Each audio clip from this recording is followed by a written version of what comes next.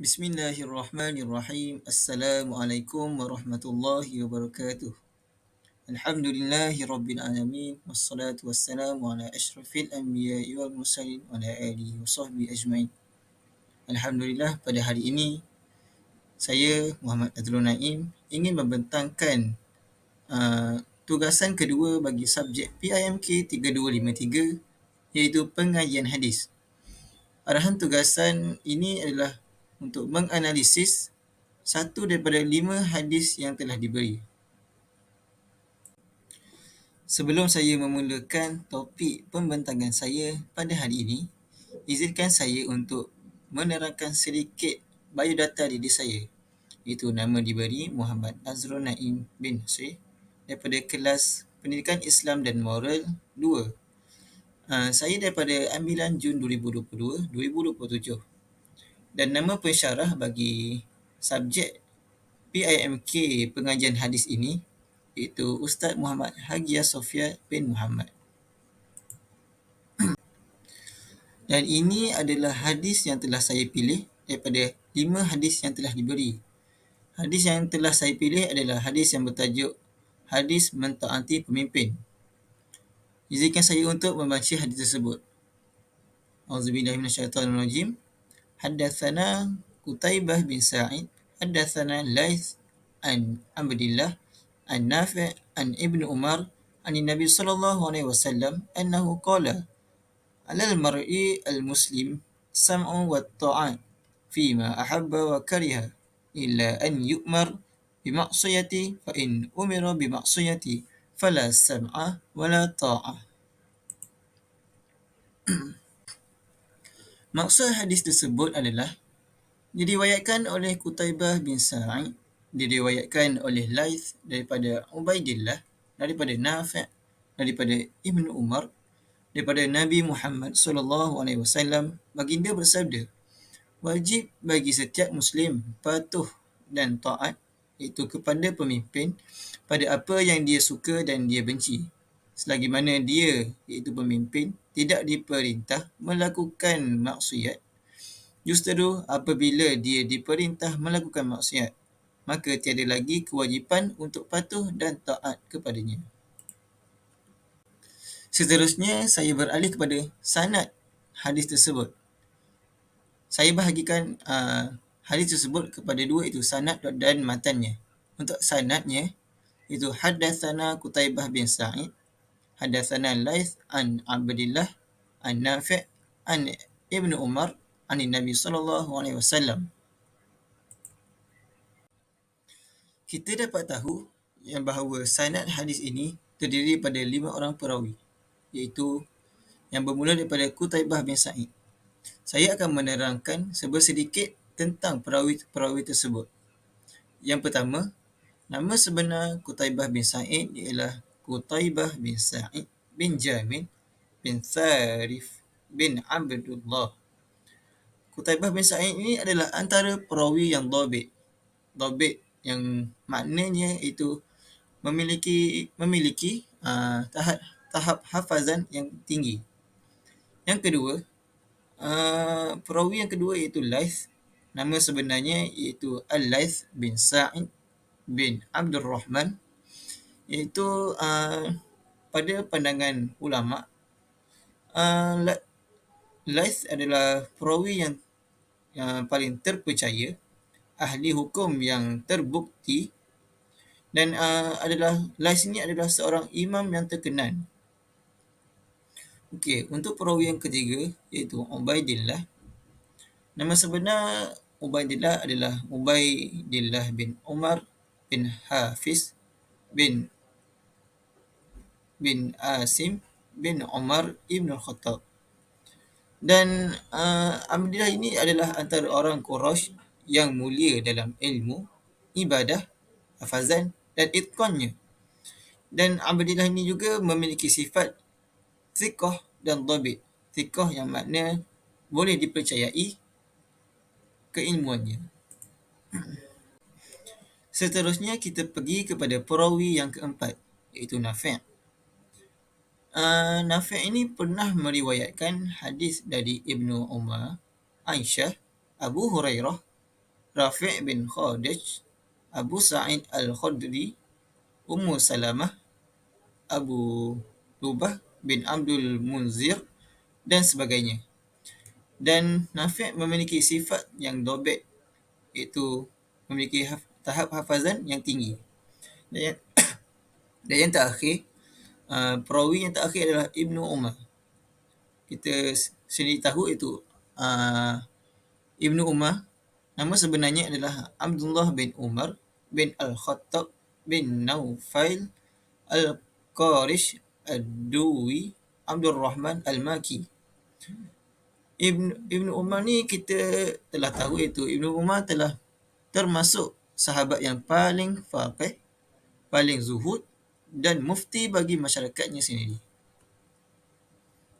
Apa yang dapat kita simpulkan daripada perawi-perawi untuk hadis tersebut? Perawi-perawi untuk hadis ini memiliki sifat-sifat yang boleh dipercayai, itu dhabit, dhabit, thiqah, dan mereka adalah perawi-perawi yang terkenal.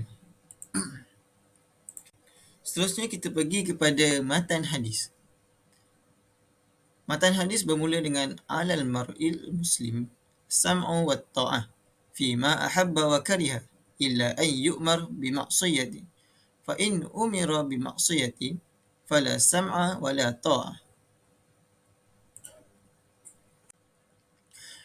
Untuk matan hadis, saya akan menerangkan hadis ini dari segi makna ataupun penerangan daripada hadis tersebut. Hadis ini menerangkan tentang umat Islam diajar untuk mentaati pemerintah pada setiap perkara yang ma'ruf. Iaitu ma'ruf ini bermaksud perkara-perkara yang kebaikan. Itu seperti menolong orang sakit dan sebagainya. Ini kerana selagi mana arahan tersebut menyeru kepada kebaikan dan kemaslahatan rakyat secara umum, hendaklah didengar dan ditaati walaupun arahan yang dikeluarkan tidak dipersetujui oleh pandangan peribadi segelintir rakyat. Tetapi jika sekiranya arahan oleh pemimpin tersebut berlawanan dengan ajaran Islam, seperti pemimpin yang menyuruh melakukan maksiat dan perkara yang haram, maka rakyat tidak perlu mengikut arahan pemimpin tersebut.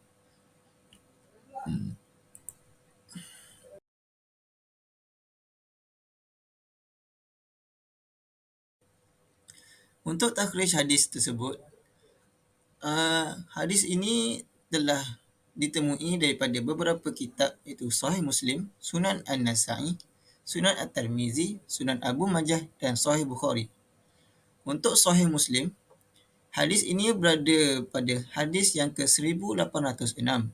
Manakala untuk Sunan An-Nasa'i, hadis ini berada pada nombor 4135.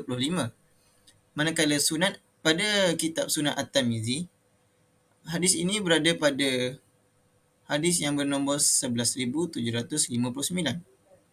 Dan manakala untuk Sunan Abu Majah, hadis ini berada pada hadis yang ke-2864. Dan akhir sekali, untuk Sahih Bukhari, hadis ini berada pada hadis yang ke-1338. Untuk akhir sekali, saya mengambil itu pengajaran daripada hadis tersebut, iaitu apa yang boleh kita pelajari dan ambil iktibar daripada hadis tentang mentaati pemimpin tersebut. Antara pengajaran-pengajaran yang dapat diperoleh daripada hadis tersebut, iaitu yang pertama, ciri-ciri pemimpin yang beriman. Antara ciri-ciri pemimpin yang beriman, kita boleh kelaskan bahawa pemimpin yang beriman memiliki sifat sopan dan lemah lembut ketika berbicara. Itu mereka juga saling bekerjasama dan memberi sokongan antara satu sama lain. Mereka juga memiliki sifat yang amanah dan beriman kepada Allah SWT. Dan mereka juga menjauhi rasuah dan perpecahan, yang mana kita tahu rasuah ini membawa keburukan kepada masyarakat dan negara. Dan pemimpin yang beriman juga memiliki sifat yang adil dalam memerintah dan juga mereka saling menasihati satu sama lain sekiranya terdapat kesalahan. Iaitu mereka rendah diri dalam melakukan sesuatu kerja. Yang kedua iaitu pengajaran yang kita dapat peroleh daripada hadis tersebut adalah cara-cara mentaati pemimpin. Ini adalah untuk pengajaran kepada rakyat-rakyat. Yang pertama, rakyat adalah patuh kepada pemimpin yang beriman dan bertakwa. Seterusnya, rakyat juga haruslah bijak memilih pemimpin yang adil dan amanah. Rakyat juga haruslah bekerjasama dalam melakukan kebaikan dan juga menasihati dengan penuh hikmah agar tidak berlakunya ketidaksalahfahaman dalam masyarakat. Dan seterusnya, cara untuk mentaati pemimpin juga ialah sentiasa mendoakan kesejahteraan mereka dan menghargai jasa dan pengorbanan yang telah mereka buat untuk negara. Okey, untuk yang ketiga iaitu pengajaran yang ketiga iaitu kepentingan mentaati pemimpin. Terdapat banyak kepentingan apabila kita mentaati pemimpin kita.